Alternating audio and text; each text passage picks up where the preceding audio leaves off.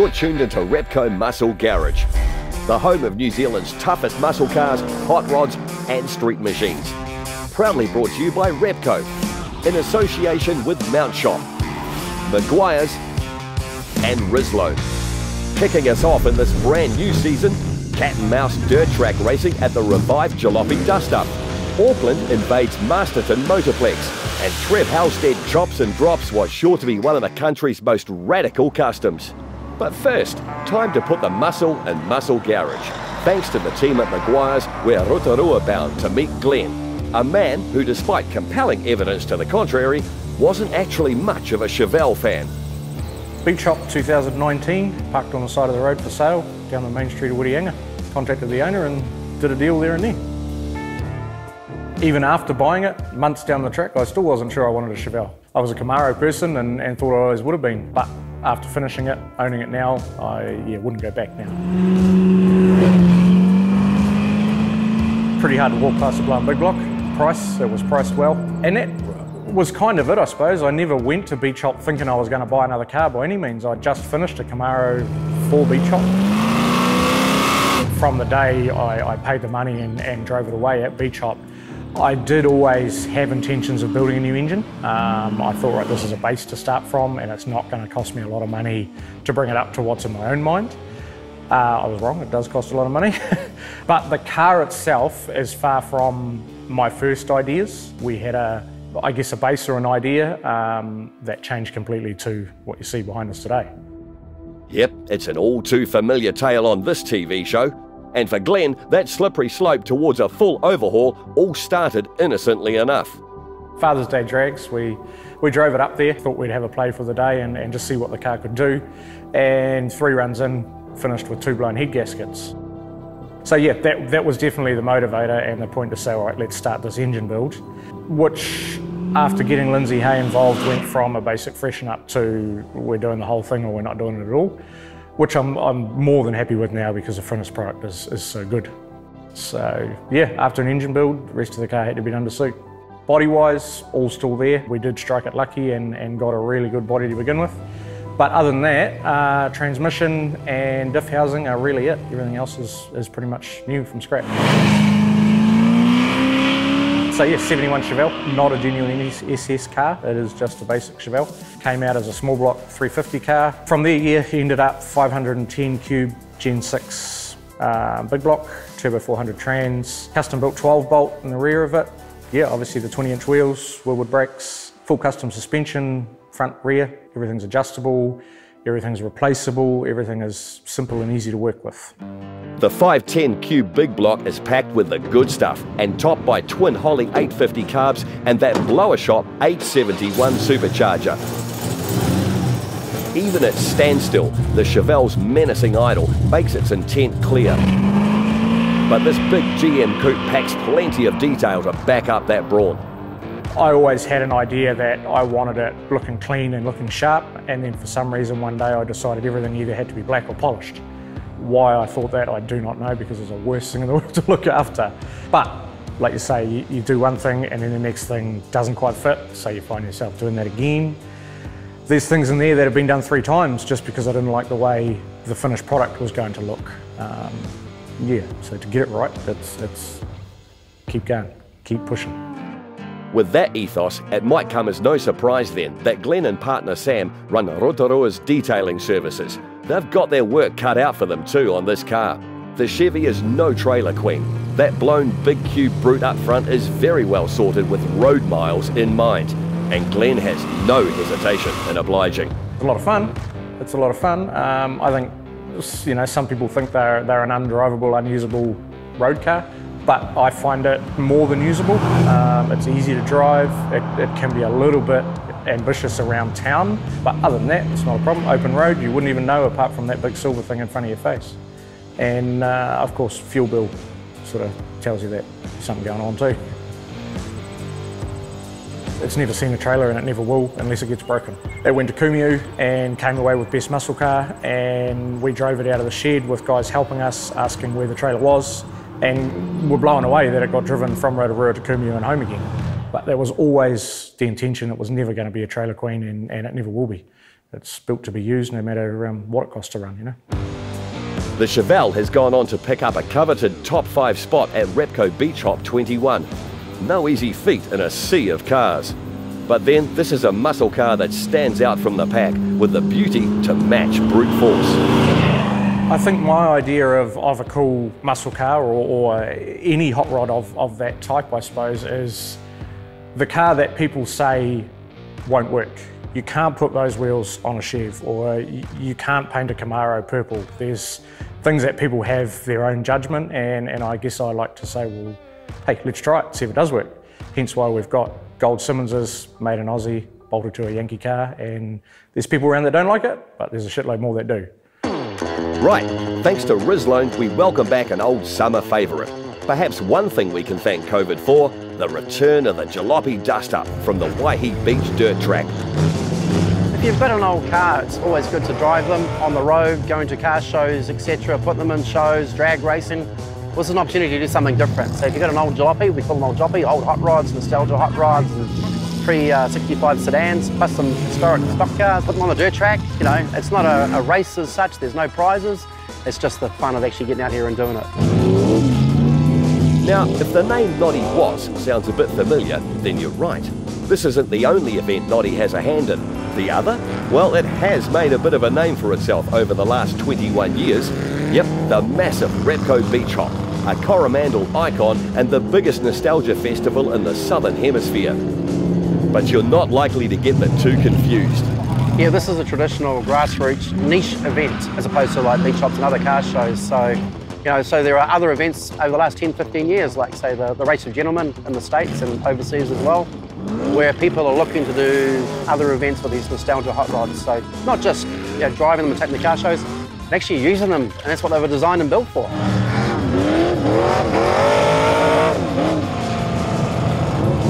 For the hot rods, etc., we did in cat and mouse style. So I got the idea from watching the Olympics a few years ago, probably about 10 years ago now, with the cycling and how they started opposite and they chased each other. I thought, we could do that with cars.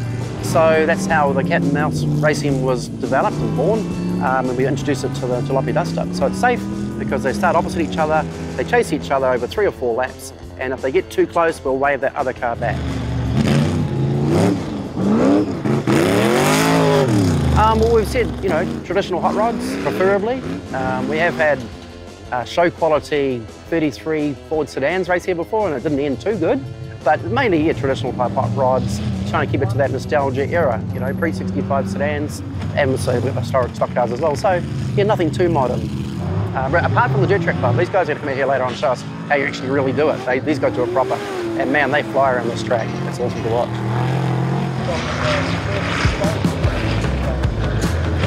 A car that looked right at home on the Waihi Beach dirt track was Greg Stokes' T. That wasn't by coincidence. The Roadster was built to a deadline. Deadline? You're looking at it. Unreal location with that sea view and all that kind of thing, you know.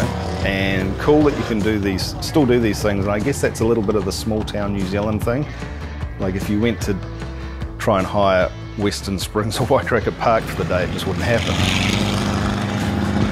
There's a lot of people out there trying to take the fun away from us with electric cars and taxes and all that other boring stuff. So to go and have a fun day like that in the dirt, it was really cool. And for me, it was just awesome to get that car done and share it with Dad. Yep, the T was a good old thrash for father and son. The dust-up debut only floated a month or so out, and the build had to fit in around a couple of busy jobs. Greg and his dad, Mark, sharing driving duties on the day. Okay, so the car is a 1922 Model T Ford Roadster. It's all steel body that I've steel framed out. It's on an original Model T frame that I've kicked up 3 inches in the rear. And it's based on a 1930s era hot rod. Before they called them a hot rod, they called them gow jobs. The most commonly known sort of T Roadster gow job is the Id Iskandarian from Iska Cam's Roadster. This car predates that because it has an original T front axle with no front brakes, because Model Ts didn't have front brakes. The rod-activated brakes on the rear using a Model A diff, Model A gearbox, and the hopped-up Model A engine. It's all fabricated in a way that we might have found it in a barn that was built in the 30s and parked up in the 40s or something. So that's basically the essence of it. Don't get too complicated with it. Not every car had a quick change and a Northern Dash and a Scott blower, you know. I wouldn't say it was a budget build, but it's certainly a reasonably cost-effective build. The car was truly everything I wanted it to be, but it was a real kick that other people got it too, you know. The most excellent Jalopy Duster will be back in 2022.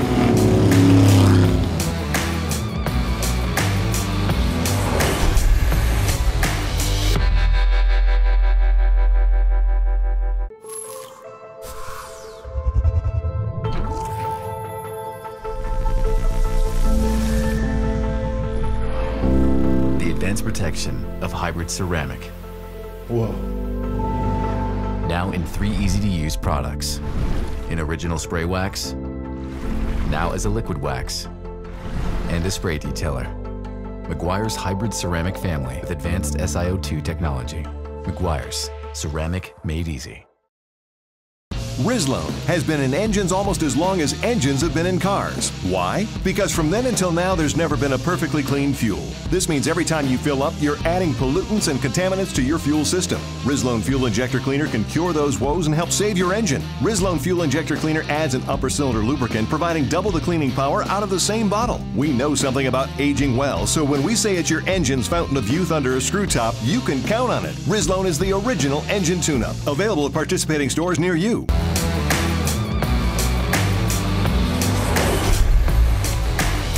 Welcome back to Repco Muscle Garage.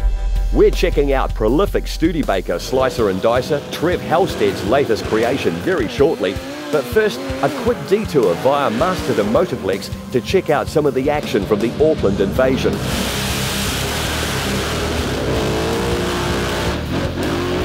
Okay, it's the 53rd New Zealand Nationals, what's a part of the joint national series, and the other thing is it's the Auckland Invasion. Now, when we created this 4 years ago, it was the biggest meeting for a few years, and this particular meeting now, it's really hit a really high note. We've got 215 cars entered. The same meeting last year we had 188, so it's huge.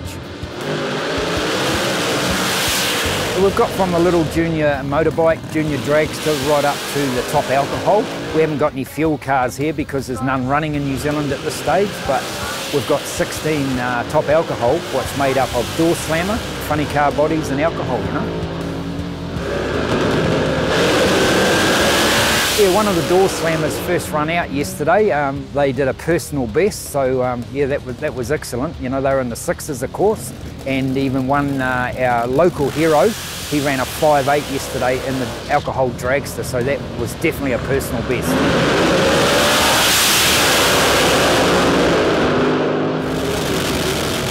Wayne Garrett wasn't the only local running quick. Featherston's Gavin Green setting a new national record in his Pontiac Firebird door slammer. A series of oil downs and even a start line explosion might usually be pretty patience testing for the strong turnout of spectators. However, an unlikely backup entertainment option was at hand. The skies above MMP buzzing with practice sessions for the following weekend's Wings Over Wairarapa Festival. With or without the Aero Show, Masterton Motorplex sure makes for one of the more scenic motorsport backdrops in the country. A community-driven success story, MMP has been in a constant state of evolution since throwing the gates open in 2014. We had to raise 1.5 million to build the facility. Trust House was a really big punter in that. They probably put in about 3/4 of that. And then, of course, everybody else what could help out. And it was a thing where we'd been racing on the airport for years. There was more and more things happening and them getting busier, so we had to make a decision. Are we going to walk away or are we going to build a purpose-built facility? And as you can see right now, we've built it, and yeah, and it's worked excellent. I'd just like to thank all the volunteers, staff and everything, you know. It's not a one-man operation, it's a 30-person operation. Right, thanks to our mates at Mount Shop, we're in the Waikato, dropping in on prolific Studebaker slicer and dicer, Trev Halstead. Talk the custom car and hot rod scene here in New Zealand, and Trev's the guy that's put the Studebaker mark on the map with a series of standouts that swing more to wild than mild. However, this latest build may just be his most radical yet.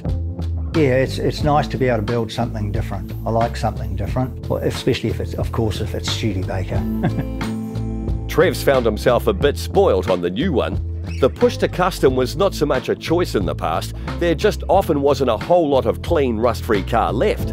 But this 51 Starlight Coupe was in relatively good nick, purchased as a parts car that Trev deemed just too good to split. I wasn't going to customise it originally, and then I thought it'd be nice to actually do an easy one. So this one's been quite simplified and as far as rust work goes compared to the others. And I decided it's probably my last radical custom, so I want to make it out of something a little different, a little special, you know. Crack open any custom car mag from the last 60 years and you'll find plenty of chopped and dropped customs to take inspiration and a bit of guidance from. The catch though? They're not Studebakers. Breaking new ground takes bravery and a bit of trial and error. And for Trev, it was important that even a heavily customised Starlight still retained the features that stood it apart from the competition to begin with. Yeah, definitely late 50s, early 60s. Most of the car is all Studebaker. Running gear, the engine, transmission, the diff, front suspension. Rear suspension is a 4-bar because I simply couldn't get it low enough. Airbags, which is my first car for myself that I've bagged, which is not quite traditional, but it still gives that traditional look, you know. The whole thing about having a bullet nose is it's a bullet nose. If you take the bullet nose away from the car and customise that front too much, then you're losing the character of the car. If you put it beside a standard one, you'll notice a lot of difference. But when you look at them, you think that's pretty stock, you know. And it's not far off, but there's a lot to get it looking like it is as we're going to be. The back window is a little bit odd in the fact that there's 4 of them. I cut it at 4 inches front and back, and it looked terrible at the back because the window gap, well, you couldn't actually see through the back window from the driver's seat. It had dropped that much. So we lifted the back window up and we made it slightly more on the front. So it's close to 4.5-inch chop on the front, which has just made the proportions really nice, you know, nice and easy on the eye, you know, but you've still got a nice radical rake at the back of it. I'm guessing she's at least 12 inches down. She's right down on her bones. We can get her nearly 14 inches down, but she won't be going anywhere at 14 inches down, but 12 inches down gives me about 1.5 inch, 2 inch clearance for cruising the main street of Whangamata at Beach Hop at a very slow speed. We've got to have everything tucked up inside the car. At the moment, she's got a 4-inch Z cut on the front. The diff goes right up into the boot. There's not much playroom left underneath there when she's right down, but enough to give us clearance and safety.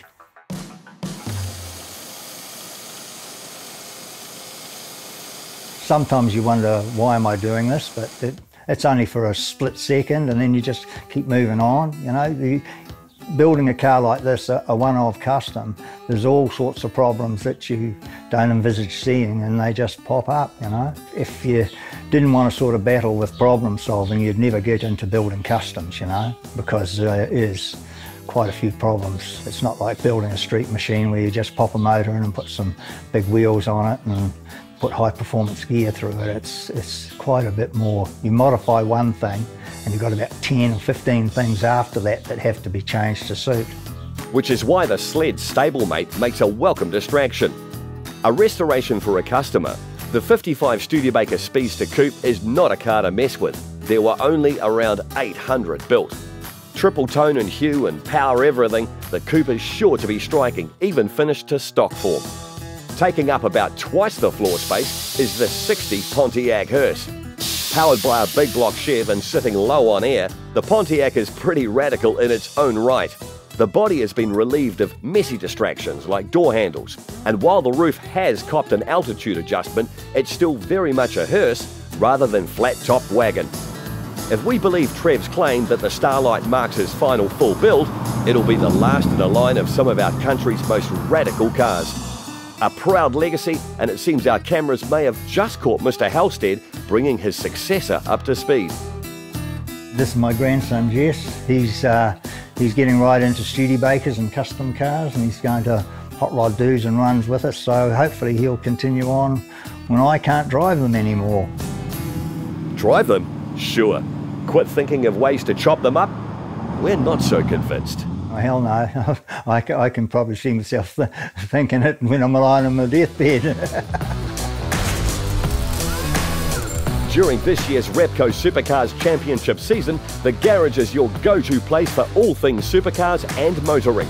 Exclusive content, special guests, and your chance to win amazing experiences at the track. Register your interest today.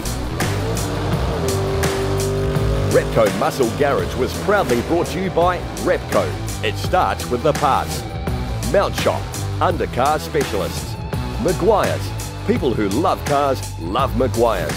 And Rizlo, high performance additives for high performance vehicles.